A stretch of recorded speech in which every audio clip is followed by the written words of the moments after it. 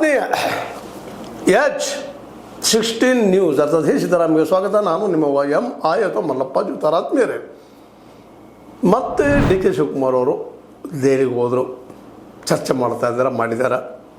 ನಮ್ಮ ಮಲ್ಲಿಕಾರ್ಜುನ ಖರ್ಗೆ ಅವ್ರ ಜೊತೆಗೆ ಏನಾದರೂ ಮತ್ತೆ ಸರ್ಜರಿ ಆಗ್ಬೋದಾ?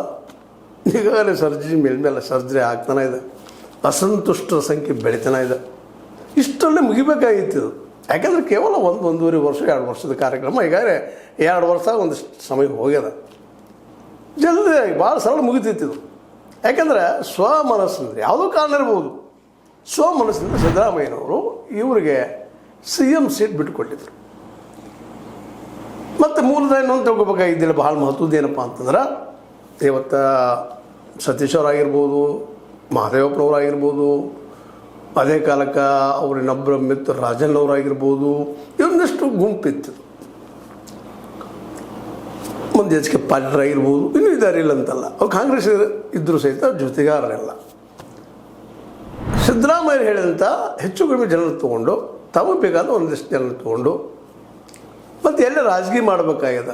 ಮತ್ತು ಮೂಲತಃ ಅವ್ರಿಗೆ DK ಅವರಿಗೆ ಭಯ ಇದ್ದಿದ್ದು ಸತೀಶ್ ಜಾರಕಿಹೊಳಿ ಅವರು.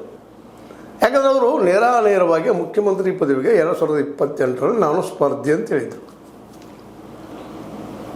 ಆದರೆ ಈ ದಿಶೆಯಲ್ಲಿ ನಮ್ಮ ಪರಮೇಶ್ವರನವರು, ಇವತ್ತಿನ ಇವರು ಉಪಮುಖ್ಯಮಂತ್ರಿ ಅವರು ಅಂಥ ಆಶೆ ಅಲ್ಲಿ ತೋರಿಸ್ತಾ ಇದ್ರು ಅಷ್ಟ, ದಲಿತರು ಮಾಡಿರಿ ಅಂತೇಳಿ. ಅದು ನಾನು ಆಗಲೇಬೇಕು ಅನ್ನೋ ಹಠವಾದಿ ಇರಲಿಲ್ಲ. ಇದೆಲ್ಲ ಗೊತ್ತಿದ್ದ ವಿಷಯ ಇತ್ತು. ಜಾಣತನ ಮಾಡಿದರು, CM ಗಿರಿ ತೊಗೊಂಡ್ರು DK ಅವರು. ಯಾಕೋ ಏನೋ ಈ ಒಂದು DK ಅವರು CM ಆದ ನಂತರ ಒಂದಿಷ್ಟು ತಪ್ಪುಗಳನ್ನು ಮಾಡಿದ್ರ, ಸಿದ್ದರಾಮಯ್ಯನ ಬದಿಗೆ ಸರಿಸುವಂಥ ಪ್ರಯತ್ನ ಮಾಡಿದ್ರ. ಯಾಕಂದರೆ CM ಗಿರಿ ತಗೊಂಡು ಮುಂದೆ DK ಮತ್ತು ಸಿದ್ದರಾಮಯ್ಯನೊಳಗೆ ಒಂದು ಕಾಂಬಿನೇಷನ್ ಬಂದುಬಿಟ್ಟಿತ್ತು. ಯಾಕಂದ್ರೆ ಇಬ್ಬರು ಕೂಡ ಸತೀಶ್ ಜಾರಕಿಹೊಳಿ ಅವರನ್ನು ಒಂದು ಸ್ವಲ್ಪ ದೂರ ಸರಿಸಿದ್ರು. ಯಾಕಂದರೆ ಸತೀಶ್ ಅವರು ಬಯಕೆಯಾಗಿತ್ತು, ಅಧ್ಯಕ್ಷ ಆಗಬೇಕು, ಜೊತೆಗೆ ಒಂದು ಪೋರ್ಟ್ಫೋಲಿಯೋ ಬೇಕು ಅಂತ ಡಿಮಾಂಡ್ ಮಾಡಿದ್ರು. ಪಾಪ ಅವರು ತಪ್ಪಂತಲ್ಲ, ಅಧಿಕಾರ ಅಷ್ಟು ಯಾರಿಗಿಲ್ಲ.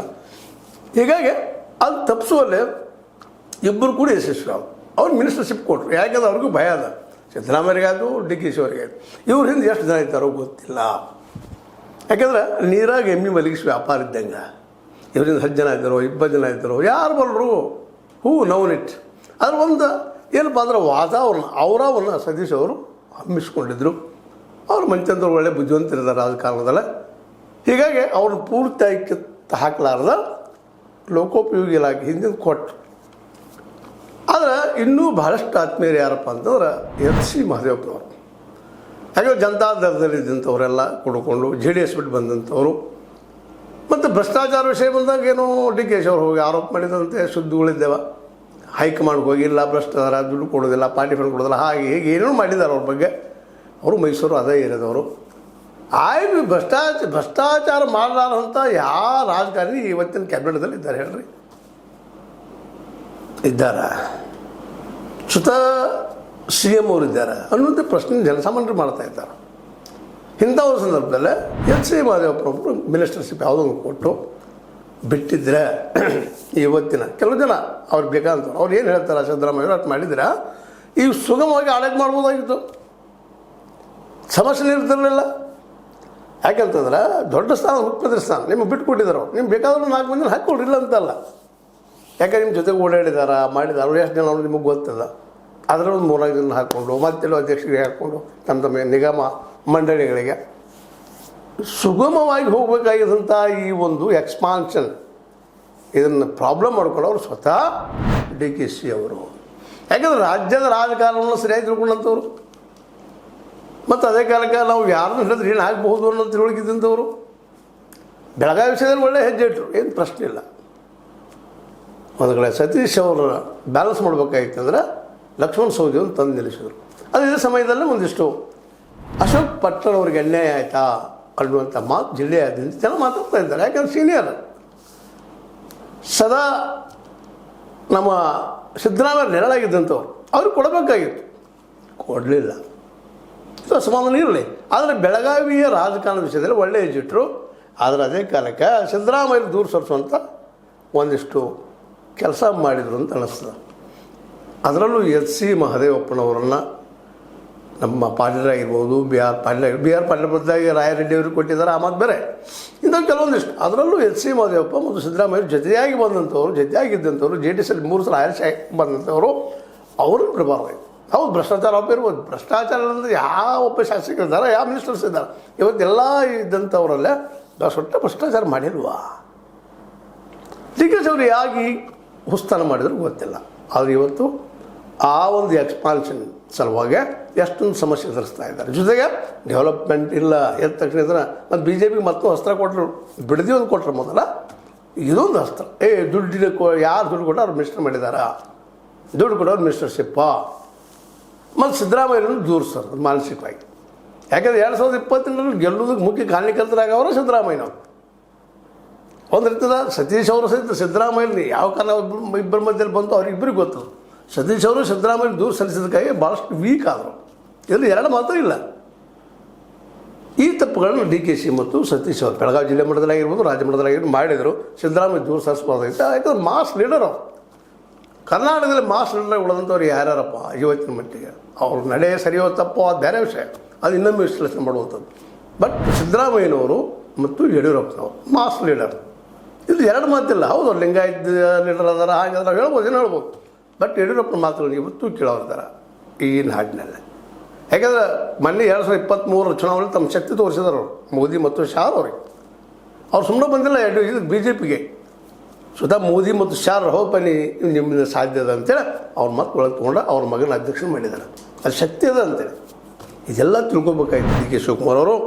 ಹೀಗಾಗಿ ಇವತ್ತು ಸಣ್ಣ ಸರ್ಜರಿ, ಆ ಸರ್ಜರಿ ಟೈಮ್ ಹೋಗಿ BJPಗೆ ದೊಡ್ಡ ಅವಕಾಶ ಮಾಡಿಕೊಟ್ರು. BJP ಮತ್ತು JDS ನೋಡೋದು ಬಿಡದಿ ತೊಗೊಂಡ್ರು ಅನಗತ್ಯ ದೊಡ್ಡದಾಗ ಕೂತಿ ಇವತ್ತು. ಇದನ್ನು ಅವ್ರು ಬಿಡೋದಿಲ್ಲ. ಯಾಕಂದ್ರೆ ಅವ್ರಿಗೆ ಗೊತ್ತದ ಇದು ಅಗ್ನಿ ಜೀವಪ್ಪ. ನಾವು 2028 ಈ ಒಂದು ಎಲೆಕ್ಷನ್ ಗೆಲ್ಲೋದಕ್ಕೆ ದೊಡ್ಡ ಆಸರ. ಜೊತೆಗೆ ಗ್ಯಾರಂಟಿ ನಾವು ಕೊಡ್ತೀವಿ, ಇವ್ರಿಗೆ ಹೆಚ್ಚಾದ್ರೆ ಗ್ಯಾರಂಟಿ. ಅದ್ರ ಜೊತೆಗೆ ಮತ್ತೆ ಹೇಳೋ ಅವಶ್ಯಕತೆ ಇಲ್ಲ. ಇದಕ್ಕಾಗಿ ಯಡಿಯೂರಪ್ಪನವ್ರು ನಮ್ಮ ಸಿದ್ದರಾಮಯ್ಯನವ್ರನ್ನ ಇವತ್ತು ಎದುರು ಹಾಕಿಕೊಂಡಿದ್ದಾರೆ. DKC ಅವರು ಎಷ್ಟೋ ಪ್ಲೀಸ್ ಮಾಡ್ತಿರ್ಬೋದು, ಹೋಗಿ ಭೇಟಿ ಆಗ್ತಾರೆ, ಕಾಲು ಬೀಳ್ತಾರೆ, ಮತ್ತೇನೋ ಮಾಡ್ತಾರೆ. DKC ಅವರು ಮಾಡಿದ್ರು ಇನ್ನು ನಂಬ್ತಾರೆ ಸಿದ್ದರಾಮಯ್ಯನವರು. ಈ ಎಲ್ಲ ಡೆವಲಪ್ಮೆಂಟ್ ಆಗಬಹುದು ಅಂತ ತಿಳ್ಕೊಂಡು ಅವ್ರು ಏನು ಮಾಡಿದ್ರು, ಬುದ್ಧಿವಂತರು. ಮತ್ತು ಜನರಿಗೆಲ್ಲ ಒಂದು ವೇಳೆ ಅಧಿಕಾರ ಬಿಟ್ಟು ಕೊಟ್ಟಿರಲಿಲ್ಲ ಅಂದರೆ, CM ಗಿರಿಯನ್ನು ಬಿಟ್ಟು ಕೊಟ್ಟಿರಲಿಲ್ಲ ಅಂದ್ರೆ ಸಿದ್ದರಾಮಯ್ಯ ಮೇಲೆ ದೊಡ್ಡ ಆರೋಪಗಳು ಬರ್ತಿದ್ದು. ಕುರ್ಚಿ ಪೈರಿ ಅದು ಇದು ಅಂತೇಳಿ ನಿಶ್ಚಿತನ ಅದು 2 ಮಾತು. ಕುರ್ಚಿ ಆಗಿದ್ದಂತ ಮನುಷ್ಯ ಬಿಡಪ್ಪ ಅಂತ ಅವ್ರು ಬಿಟ್ಟುಕೊಂಡು ದೊಡ್ಡವರು ಆದರು. ಜೊತೆಗೆ DKC ಅವರು ಈ ತಮ್ಮವ್ರ ಮಿನಿಸ್ಟರ್ ಮಾಡಲಿಲ್ಲ ಅಂತಲ್ಲ, ಕೆಲವು ಜನರಿಗೆ ಅವಕಾಶ ಕೊಟ್ಟೆ, ಭಾಳ ಅನಿವಾರ್ಯತೆಲ್ಲ. ಉಳಿದು ಸಿದ್ದರಾಮಯ್ಯ ಮಾತನ್ನು ಪಾಲಿಸ್ಕೊಂಡು ಬಂದಿದ್ರೆ ಅದರೊಳಗೆ ಮುಖ್ಯ ಹೈಕಮಾಂಡ್ ಏನು ಹೇಳ್ತಿತ್ತು, ಅವ್ರದ್ದು ಅಷ್ಟು ಮಾತು ಪಾಲಿಸ್ಕೊಂಡಿದ್ರೆ ಮತ್ತು ಅವ್ರಿಗೆ ಗೊತ್ತಿತ್ತು ಇಬ್ಬರು ಏನು ಹೇಳ್ತಾ ಇದ್ದಾರೆ. ಯಾಕಂದ್ರೆ middle man is the DKC. Siddaramaiah ಮನುಷ್ಯನಿಗೆ ಏನು ಗೊತ್ತಿತ್ತು ಅವ್ರಿಗೆ, ಅದೇ ಕಾಲಕ್ಕೆ ಹೈಕಮಾಂಡ್ ಮನುಷ್ಯನಿಗೆ ಏನು ಗೊತ್ತಿತ್ತು, ಅದನ್ನು ಬ್ಯಾಲೆನ್ಸ್ ಮಾಡ್ಕೊಂಡು ಹೋಗಿದ್ರಪ್ಪ ಅಂತಂದ್ರೆ ಸಿದ್ದರಾಮಯ್ಯ ಅವರಿಗೆ ಹೈಕಮಾಂಡ್ ಅನಿಸಿಕೆ ತೋರಿಸಿದ್ರು, ಮಾಡಿದರು. ಆದರೆ ಒಂದು ಮಾತನ್ನು ಗಮನಿಸಬೇಕಾಗಿದೆ. ಇಲ್ಲ, ಸಿದ್ದರಾಮಯ್ಯನವರು ಇವತ್ತು ಮನಸ್ಸು ಮಾಡಿದರೆ ಹೈಕಮಾಂಡನ್ನು ಮೀರೆ JDS ಹೋಗುವಂಥ ಸಾಧ್ಯತೆಗಳೆಲ್ಲ ಇದ್ದಾವೆ, ಕಾಂಗ್ರೆಸ್ ಹೊಡೆತ ಕೊಡುವಂಥ ಸಾಧ್ಯತೆಗಳು ಅದರಲ್ಲಿದ್ದಾವೆ. ಅವರಲ್ಲಿದ್ದ ಅಂಥ ಒಬ್ಬ ವ್ಯಕ್ತಿತ್ವ ಅವ್ರದ್ದು. ಏನೋ ಇರಲಿ, ಏನೋ ಸಣ್ಣ ಏನೋ ಸರ್ಜರಿ ಮಾಡ್ತಾಯಿದ್ದಾರೆ, ಒಂದು ಚೇಂಜ್ ಮಾಡ್ತಾರೆ ಅಂತ ಹೇಳ್ತಾರೆ, ಇಂಥ ಆಗ್ತಿರಲಿಲ್ಲ. ಇಷ್ಟೋ ಬಗೆಹರಿದು ಬಿಡ್ತಿತ್ತು. ಅದು ಮುಖ್ಯ ಅಲ್ಲ. ಯಾಕಂದ್ರೆ ಮುಂದೆ CM ಆಗಬೇಕಾಗಿದೆ 2022 DKC ಅವರು. ಇಲ್ಲಿ ಮುಗಿಲಿಲ್ಲ ಅವ್ರದ್ದು. ಈಗೆಲ್ಲ ಸೋಲುವ ಹಾದಿಗಳನ್ನು ತಾಮಾಗಿನ BJP ಮತ್ತು JDS ಹಾಕಿ ಕೊಡ್ತಾ ಇದ್ದಾರೆ. ಏನೇ ಇರಲಿ, ಇನ್ನಾದರೂ ಎಚ್ಚರಗೊಳ್ಳಿ ನಮ್ಮ DKC ಅವರು. ಇಲ್ಲಾಂದ್ರೆ DKC ಅವ್ರಿಗೆ 2028 ಕಬ್ಬಿಣದ ಕಡಲೆ.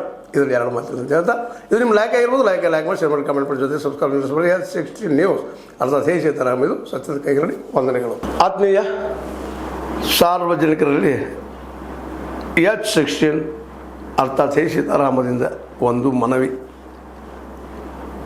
ಈ ಸಂಸ್ಥೆ ಭ್ರಷ್ಟಾಚಾರ, ಅನ್ಯಾಯ, ಅತ್ಯಾಚಾರಗಳಿಂದ ನೊಂದವರ ವೇದಿಕೆ. ಅನ್ಯಾಯಕೋರರ, ಭೂಗಳ್ಳರ, ನಶಾ ಸಾರಾಯಿ ಮಾಫಿಯಾಗಳ ವಿರುದ್ಧದ ಧ್ವನಿ. ರೈತರ, ಕೂಲಿಕಾರ, ಕಾರ್ಮಿಕರ, ಬಿದ್ದ ಸಮುದಾಯ ಜನರ ಧ್ವನಿ. ಬೆಂಬಲವಾಗಿ ನಿಂತು ತನುಮನ ಧನದ ಸಹಾಯಕ್ಕೆ ಸಾರ್ವಜನಿಕರಲ್ಲಿ ಕೋರಿಕೆ. ದಾನದ ಸಹಾಯ ನೀಡಿ ಸ್ವಾತಂತ್ರ್ಯ ಪತ್ರಿಕೋದ್ಯಮ ಉಳಿಸಿ ಬೆಳೆಸಿ. ವಂದನೆಗಳು. ತಮ್ಮನ್ನೇ ನಂಬಿರುವ ಮಲ್ಲಪ್ಪ ಇ ಜೋತಾವರ್.